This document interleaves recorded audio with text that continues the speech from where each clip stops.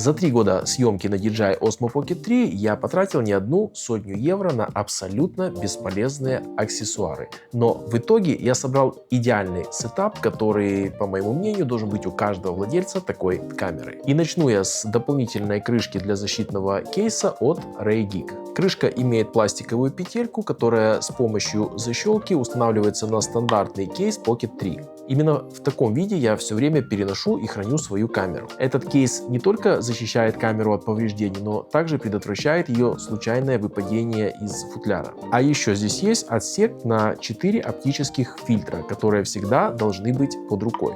Без таких фильтров ни один уважающий себя видеограф снимать не будет, потому что только с их помощью можно добиться качества, приближенное к профессиональному. На объективе камеры у меня всегда установлен поляризационный фильтр, который позволяет убрать лишние блики с лица, поверхности воды или стекла. И как я уже говорил, на крышке у меня установлены 4 ND-шника, которые имеют также поляризацию, и я всегда их ношу с собой. Эти фильтры работают как солнцезащитные очки для камеры и позволяют снимать с правильной выдержкой, что в свою очередь обеспечивает плавную, более киношную картинку. ND-фильтры бывают двух типов: переменные, то есть те, которые за счет вращения линзы меняют свое затемнение, и фиксы. И несмотря на то, что первые кажутся удобнее, в них есть ряд недостатков, особенно для таких маленьких камер. Поэтому я использую фиксы. Самый ходовой фильтр в дневное время это ND32, а в особо солнечную погоду может пригодиться даже ND64. Для пасмурной и облачной погоды подойдут фильтры со значением 8 и 16. Вечером и в помещении у меня обычно установлен просто полярик без затемнения. Также очень важно выставить правильные настройки камеры. Еще один важный момент: несмотря на то, что у меня есть вот такие более дорогие и профессиональные фильтры от Freewell, я все-таки использую фильтры от K&F Concept. Дело в том, что эти фильтры очень тонкие, и подвес с ними без проблем складывается, в то время как другие фильтры надо постоянно снимать. А эти надел и забыл. И еще один очень важный момент, что эти фильтры идеально помещаются на мою крышку от кейса. И, пожалуйста, не слушайте этих специалистов, которые рассказывают, что какие-то фильтры желтят, зеленят. В камере всегда можно настроить баланс белого, да, и если ты снимаешь на Pocket 3, то, скорее всего, минимальное отклонение по цвету для тебя не так уж и критично. И более того, цвет всегда можно немножко подправить на посте. А вообще, скорее всего, никто даже ничего и не заметит. А вот если в самый важный момент у тебя выключится камера, то это ты точно заметишь. Поэтому следующим дополнением моего сетапа является аккумуляторная рукоятка. Это то немногое, что я использую из комплекта Creator Combo. Кроме того, что эта рукоятка значительно увеличивает автономность камеры, она еще обеспечивает очень удобный хват. А если в нее еще вкрутить треногу, то это вообще превращается в небольшую селфи-палку.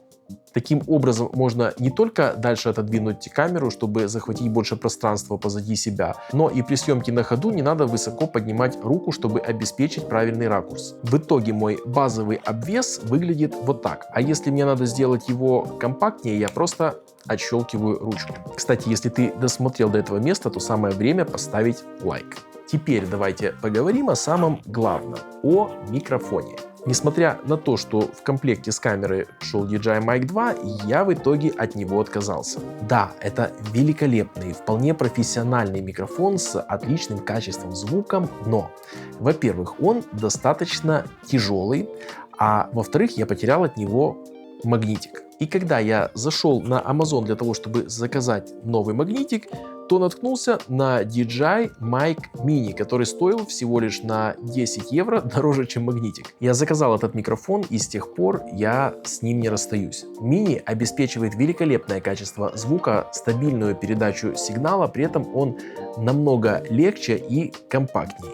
Да, в нем нет возможности записи звука в себя, в него нельзя подключить внешнюю петличку, но я не записываю ничего такого эксклюзивного, что нельзя было бы перезаписать или потом озвучить закадровым голосом. Хотя за все время использования этого микрофона у меня ни разу не было никаких проблем со звуком. Но вот интересный момент. В некоторых ситуациях мне приходится снять с камеры практически все для того, чтобы закрепить ее в машине. Для этого я использую крепление на присоске. Я перепробовал несколько вариантов, и самым надежным оказалось вот такое устройство от Ulanzi. После того, как оно прилипло к стеклу, необходимо еще несколько раз нажать на вот этот поршень, пока красная линия не перестанет быть видной. Присоска держится очень надежно, но цеплять камеру снаружи во время движения я не рискую. И вот таким вот образом, друзья, я снимаю себя, когда нахожусь в автомобиле. Камера закреплена на присоске на окне, и можно выставить ее с нужного ракурса и снимать. Очень круто и удобно. А еще, друзья, рекомендую всем обзавестись вот какой-то такой подобной сумкой, в которую будет помещаться чехол этой камеры, точнее камера в чехле, и вторая часть от нее. Вот прямо вот в таком вот виде я всегда это ложу туда. Здесь у меня лежит камера, все под рукой, а на ремешок сумки очень удобно цеплять микрофон. Он всегда находится возле рта, и не надо думать, на что его закрепить. Это максимально удобно в каких-то travel съемках или влогах, когда некуда закрепить микрофон. Также для того, чтобы уменьшить нагрузку на крепление, вместо более тяжелой аккумуляторной рукоятки можно использовать вот такой облегченный вариант, который идет в комплекте. Но мне больше нравится вот такая площадка от RayGeek. Прямо в нее можно подключить USB кабель и снимать до тех пор, пока хватит места на карте памяти. Также с помощью этой площадки камеру можно установить на крепление типа GoPro или фиксаторы типа Arca-Swiss. А еще это крепление я часто использовал, когда стримил на Pocket 3. Оно всегда было закреплено на моем столе, подключено к компьютеру, и мне оставалось просто щелкнуть в него камеру и запустить стрим. А если мне надо поставить камеру повыше или вообще в другое место, то на этот случай у меня есть вот такая стойка от Ulanzi. В собранном виде она достаточно легкая и компактная и спокойно помещается в рюкзак. При этом достаточно прочная и устойчивая, чтобы держать Pocket 3 даже на улице в ветреную погоду. Ножки фиксируются на необходимой ширине зажимом, поэтому случайно они не сложатся. У меня есть еще различные аксессуары к этой камере, но именно перечисленные в этом видео я использую постоянно, особенно первые 4. Если хочешь больше, пиши в комментариях, и я сниму еще один ролик на эту тему. А у меня на сегодня все, и увидимся уже совсем скоро. Пока!